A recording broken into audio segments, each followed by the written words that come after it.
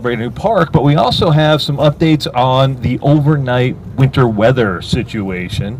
I think everybody knows we're on a 2-hour delay today due to just an abundance of caution. But we want to bring up the mayor to talk a little bit more about what our winter preparations were like, and we have folks from DMD, ACS, and APD who can all share a little bit more about what we did overnight.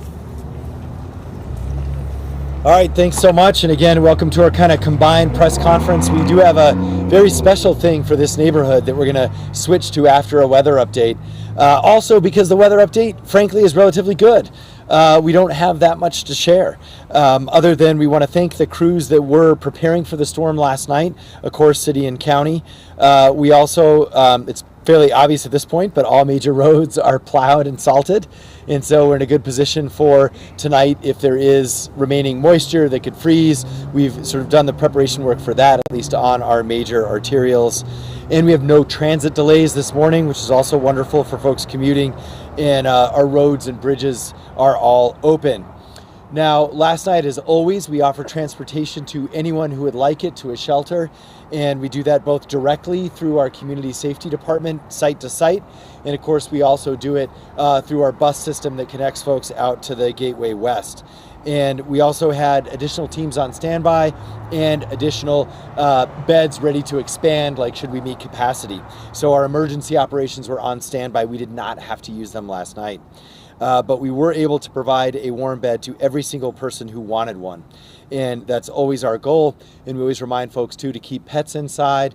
We didn't hear of any major issues with respect to pets. Sometimes we do as a reminder because of animal protection, some of the other city functions.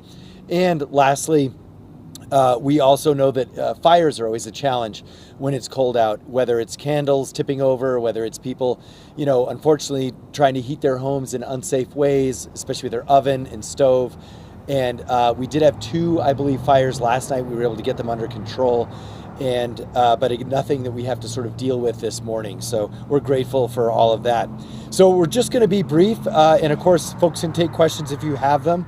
But let's just start with our public service aides. We're busy last night doing transports, and with more on that, our APD's Luke Langwood. Good morning, everyone. I hope everyone stays warm today. The Albuquerque Police Department, it's important to us that we're able to contribute and help to the city's response to ensure that everyone who needs a warm bed, that there's a warm bed available. So we were able to dedicate our police service aides to assist with that mission. Our police service aides were able to help working with ACS. We were able to utilize our transport vans and be able to get these individuals that needed a warm bed at night and transport them to service providers where they're able to get food, resources, and be connected to services. So this is an effort. We'll continue to have our police service aides continue with this on the nights that we do have where it's extremely cold and these individuals do need to get support. So we'll continue with that effort. And again, we just want everyone to be able to stay warm and stay safe, as always. Thank you. Thank you. And with some more on kind of the other end of that equation, our community safety Deputy Director Walter Adams. Good morning. My name is Walter Adams. I'm the Deputy Director of Field Operations at Albuquerque Community Safety. At Albuquerque Community Safety, we launched our emergency overnight transportation service on November 1st. Since then, we've transported over 620 people into shelters, got them out of the cold into a safe place to stay. That number has surpassed the number at this time last year that we have transported. Last night, we saw that temperatures dropped. As temperatures dropped and we saw the snowfall, we did bring in some extra staff to ensure that we were able to get to people, get them out of the cold and safely into shelters. Last night alone, we transported over 50 people to shelters. Our emergency overnight shelter transportation runs nightly from 8 p.m. to 7 a.m. And anyone needing that transportation service or seeing someone in need of getting out of the cold into shelter, they can contact 505-651-5155. That's 505-651-5155. That goes directly to our transport teams who can pick them up and take them to shelter. Thank you. Thanks, Walter. And just as a reminder, the things that they described didn't exist about 18 months ago. These are all new things, whether it's the van transport, whether it's the direct point-to-point, or the 24/7 emergency drop-off at the Gateway Center. And so we started essentially testing them last winter, and they worked really well, and that's why we're able to scale them up and really use them this winter. Now with some roads and whatnot, Public Works Director, or whatever it's called, DMD, Jennifer Turner.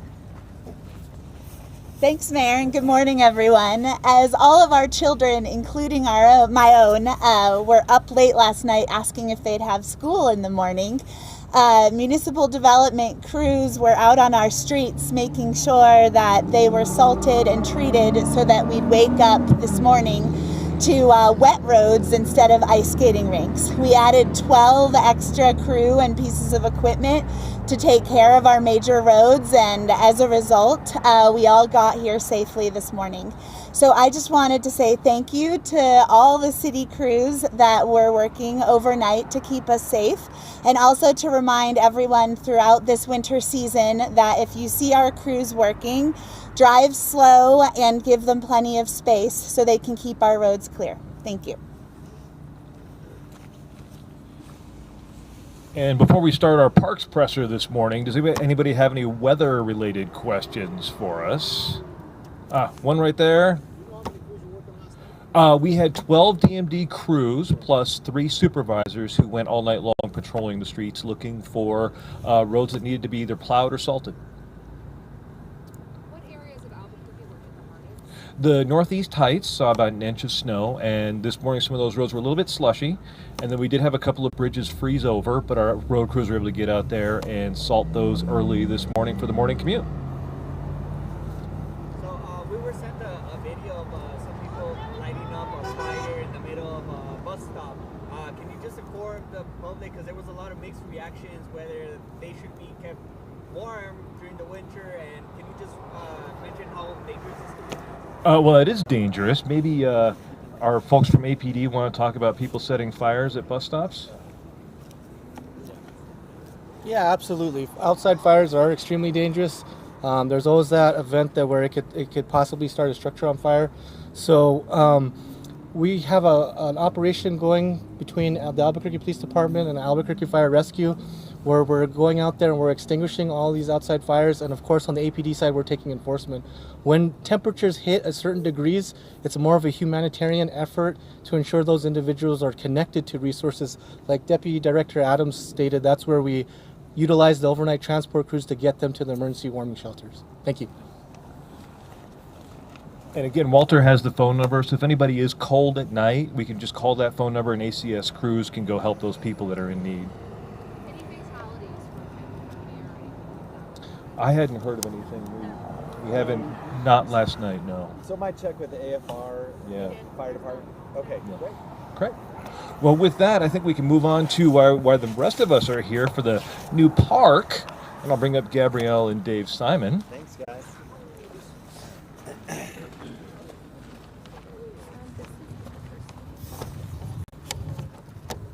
You might have to stand and hold. Yeah, we're going to hold them. Yeah.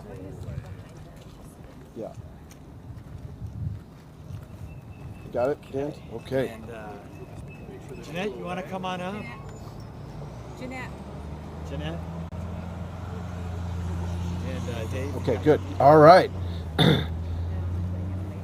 A quick segue to part 2 of this morning's event, which is focused on a new park project for the city of Albuquerque here in the Crestview neighborhood. So I'll just say, here we are basically at the intersection of Desert and Oasis, Southwest, and this site is going to become a desert oasis. So to talk a little bit about the project, we're going to hear from Mayor Keller, Councilor Pena. I'll describe the current plan for the park a little bit, and we'll also hear from Twyla McComb, who's president of the Neighborhood Association. Mayor Keller. Sure. We have fun other neighbor as well. So just to kick things off, we have been working very hard at the Parks Department over many years, at least under our administration, to try and accomplish our goal to have a 10-minute walk for everyone to a park. So everyone in the city can walk 10 minutes to get to a park. And this is a sort of a nationwide effort and also comparison among cities. And we are now in the top echelon of cities in America in terms of proximity to parks. But part of the analysis is understanding gaps where there aren't enough parks, right? Where you can't have that 10-minute walk. And this is one of the last big remaining gaps out in sort of the near Southwest Mesa, Crestview Bluffs neighborhood. And so that is what this is also going to fix. This is going to add needed green space, playground for kids, that is in an area where there's nothing around it for within a 10-minute walk. So that's why this park is really important for us in general as a city, but also it's a commitment to fixing long-standing challenges that we had since this neighborhood was built. You know, it should have had a park in the first place. And so we've been going all through the city and trying to fix these decades-old challenges with respect to access to parks and green space. And this is now the biggest hole, which we're going to fix with this park. So a couple of other aspects around this is it's fairly obvious, but remember what parks mean. They are everything from solutions to heat islands, all the concrete we see around us, to literally a playground for our kids, our little ones, to even spaces where we can play and do community gatherings, whether it's like quinceañeras or birthdays and all things in between. We use our parks for a lot, not just sports. And so I think that's also important, although we love sports too. So these parks truly are third spaces for our community, places besides home and besides work where we can get together. And so we're very excited to have this project fully funded and ready to go. So you can see the different designs here that had a lot of community input, and something that we know we're also appreciative of the folks. Originally, this was sort of church land owned by a particular church, and it took us a while to secure this piece of property, but we're very grateful that we do now have it, and we're going to be able to make it a park. So it's about 1.1 acres. So it's nice sized. It's not huge, but it's also not a pocket park. And so it's going to serve this community well. And with more on this, our city councilor in this area, who has fought everything I just told you, she taught the city in a sense that this notion that we have these areas, especially in the Southwest, that are underserved and underinvested for decades. The neighbors all know this, and they have a city councilor who champions that and who is actually fixing those problems, not just talking about it. And this is another good example. So with more on this, City Councilor Clarissa Pena. Thank you. Thank you, Mayor. It is pretty cold out here. I think there's enough snow for a few of us to make snowballs, though. Anyway, I just want to say that I'm so proud of this project. You know, as the mayor stated, it takes a village. No one person does anything, you know, working with parks and obviously working with the mayor and having that support. As he mentioned, you know, just the historic underinvestment here in this area. When I came into office, from then to now, we have 4 new parks in the district, and that is huge. It's a huge milestone, and that takes people working together to fill the void that the mayor just talked about. We have the Anderson Heights Parks, the Sunset Sierra Park, the park that's the Women's Memorial Park, which is outstanding, and then obviously the new park that was built behind the Westgate Community Center, which also not just serves as a park but serves as a practice field for youth in our community. And that is so important because we don't have that. If you live in the Southwest area, you'll know, everyone who watches this will know, that we've had to travel to other areas of the city to access some of these amenities for our children. So that's just outstanding. And then just for the improvements that we've been doing at some of our area parks, like Tower, like the Westgate Fields, like here at Alamosa, led by our fierce neighborhood leaders back here. And then here, this one, I just want to tell you the importance of this. There's a lot of investment, so this isn't a tail end park. This is something that we had a real big, tremendous vision. If you know this community, it's abutted by Central and abutted by bridge, and then we have the ditch, and then we have an interstate, right, a highway here.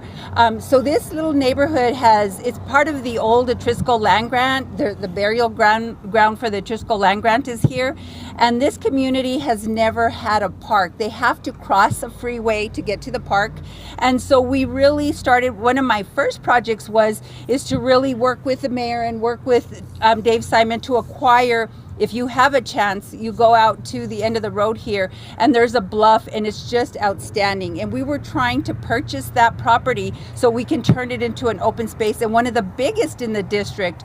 But unfortunately, those plans fell through. We didn't have a lot of people who wanted to sell that property. So we had to pivot, right? So it took us a few years to get to that point, and we have secured some properties. So maybe in the future, if some of those owners want to sell, we'll be able to accomplish that goal.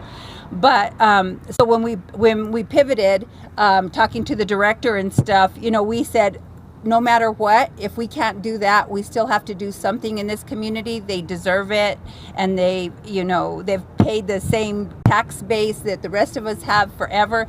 So we decided on this piece of property, and the neighbors came together and they came out with a wonderful, wonderful design for this property, and I think it's going to meet the needs of this community and meet our overall goal of having that 10-minute walk to a park in our city. So just want to thank the mayor for having my back all these years, and of course to Director Simon. So I'd be remiss without recognizing these two young ladies. You hear about Swan, West Central, the community groups, and all of the stuff associated with this. These are community members who have volunteered for 30 years with no pay to make a difference in a community that has been underserved.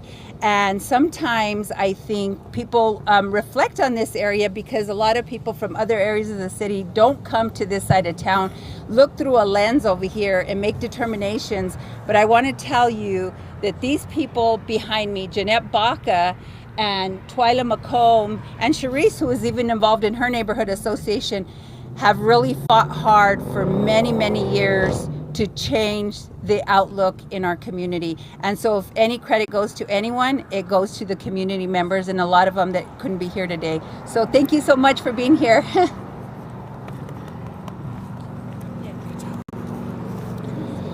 Well, thank you so much. I do just really want to express my grateful appreciation to Mayor Keller for his leadership on parks and open space issues throughout the community, and of course to Councilor Pena, whose perseverance to achieve this vision for amenities and community services that this neighborhood deserves. Her perseverance and commitment to this idea has been exemplary, and we really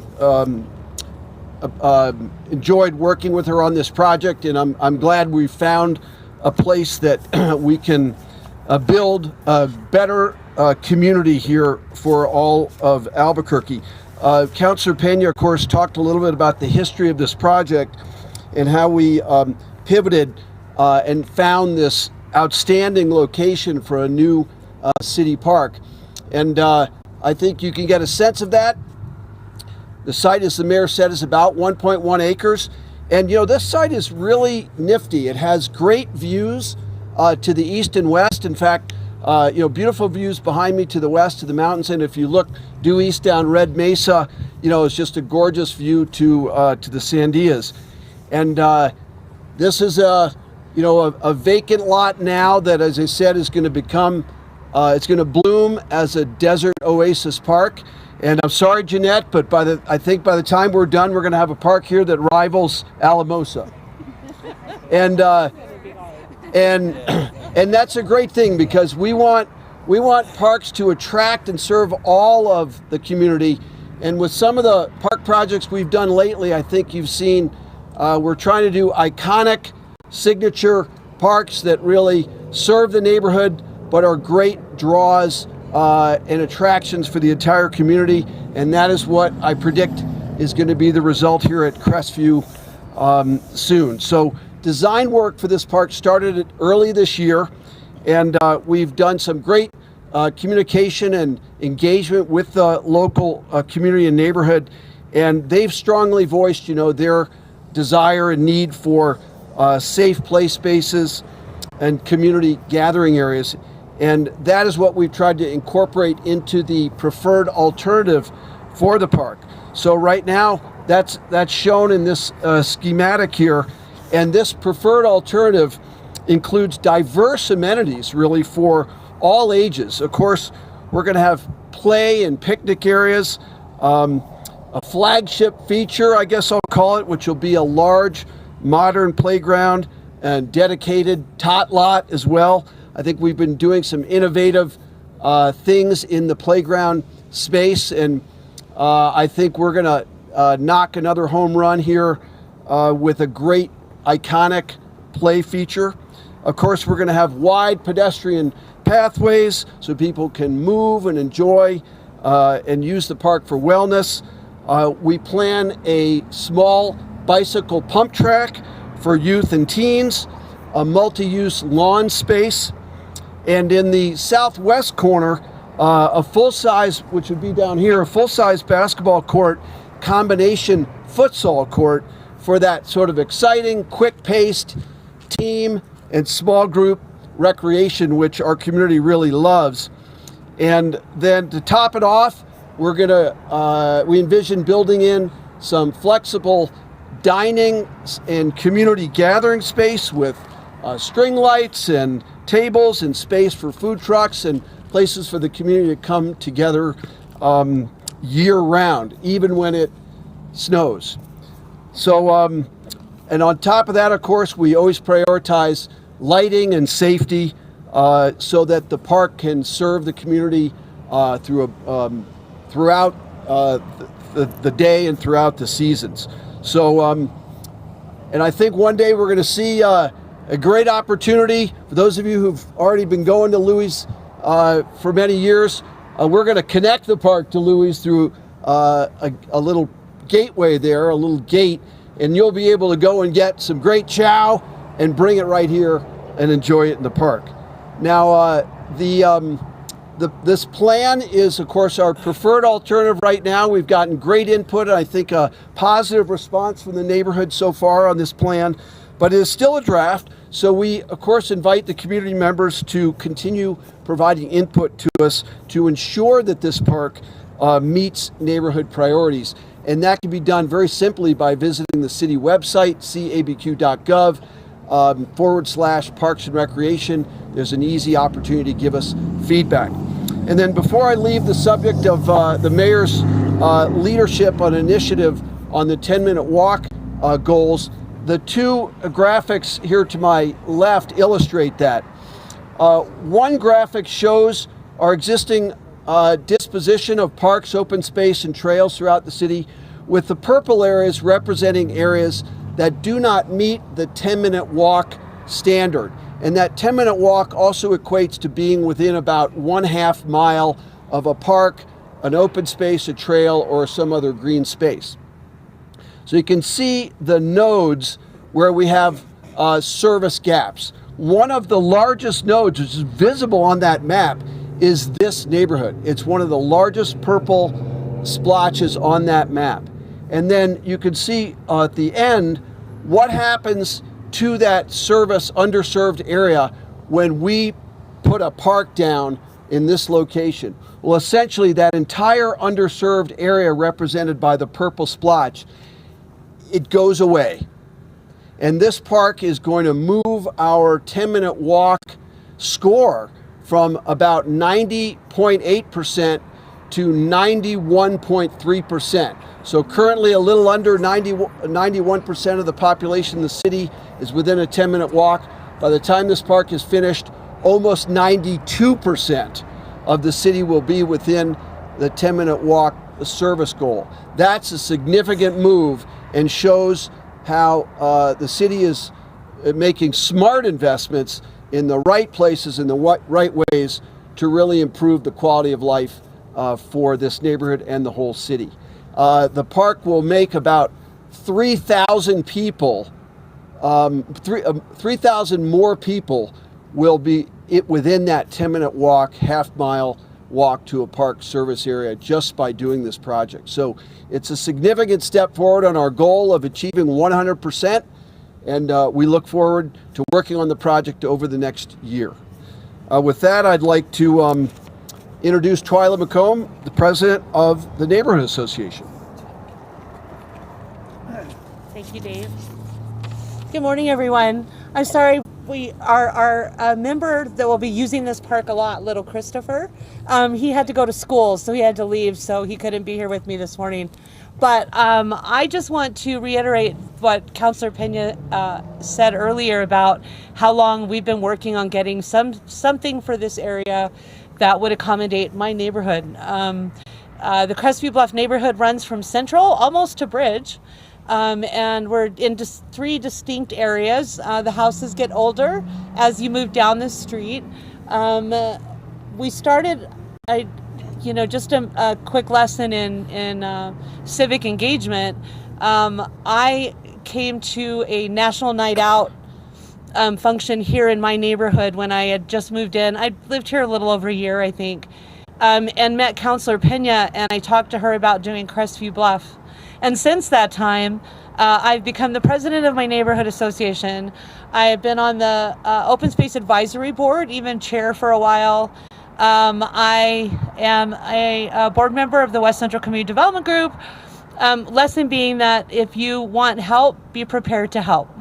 And that is one thing that Councilor Pena has really struck a chord in here, and that is that we need to be prepared to work for ourselves as well. And I'm honored to know Jeanette from Alamosa, which is the neighborhood right across the street. She's been a great mentor in this process. Overall, this whole neighborhood is so excited about this park. I'm sorry that the 2-hour delay and stuff kept a lot of people from attending this morning, but we have had a lot of great discussions. It's sort of revitalized us in understanding that there are people in this city who do care about us. Forever. I have been in this area. My family's been in this area for 3 generations. And when Councilor Pena talks about us being an underserved area, she's saying that very lightly. When we're a neighborhood that has to fight for streetlights and sidewalks, much less parks, our attention is divided in many ways. So the idea that we finally, after all these years, are actually going to see a park here, something that's going to be great for the kids like Christopher, but even my 23-year-old grandson who's excited about the new basketball thing going in right here. We are all excited that it's coming here. And I just want to say I owe thanks to Director Simon, who a few years ago was at a West Fest celebration and left there to go scour my neighborhood for a place to put a park, number one. And then Councilor Pena, for all she has done, not just for this neighborhood, but for the Southwest Mesa as a whole, she's really been a champion for all of us. And then Mayor Keller, who has backed us up the whole way. He's been there through the whole Crestview Bluff process, and that is going to happen one day. That will be open space, and it will be open for all of you guys to come and enjoy. We're not dropping that dream for this one. We're just getting this one right now, and then that one will be even greater. So I thank you guys all for coming out, and I appreciate all of these people behind me so much that I can't even really say. And I know that my neighborhood does too. So thank you guys very much, and thanks for being here this morning with your coats and boots and everything on, as cold as it is, okay? All right, thank you so much.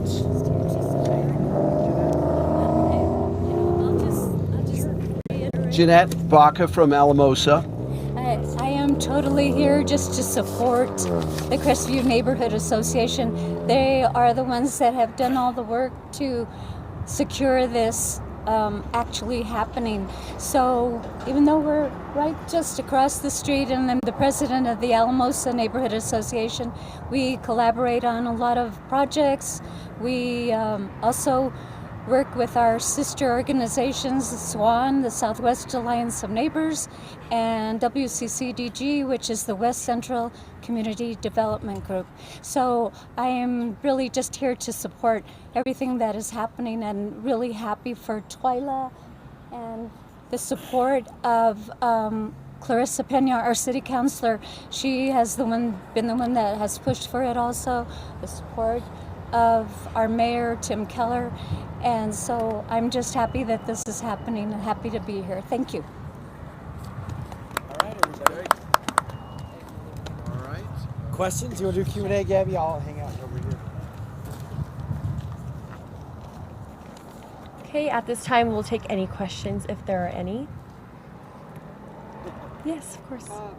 What sort of safety concerns arose with this property being so close to a major street like Coors and a major intersection? That's a great question. In park design, of course, we always take safety very seriously and start from a point of wanting to have a safe, accessible space. So the first thing you notice is this property came with a fence. It's a good deal. We got a fence in the deal. So we already have a good, safe perimeter around the park. I think one of the other things that we've thought about is where to properly locate the access points. So you want to make sure that pedestrian traffic is coming into the park from the safest points that have less conflict with traffic. So for that reason, the primary access point to the park will be on this side of the park.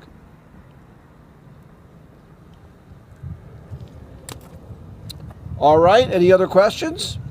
If anyone needs to speak with the mayor or any of the other speakers today, please just work with Gabrielle, and thank you again so much for coming. We'll see you back at the park.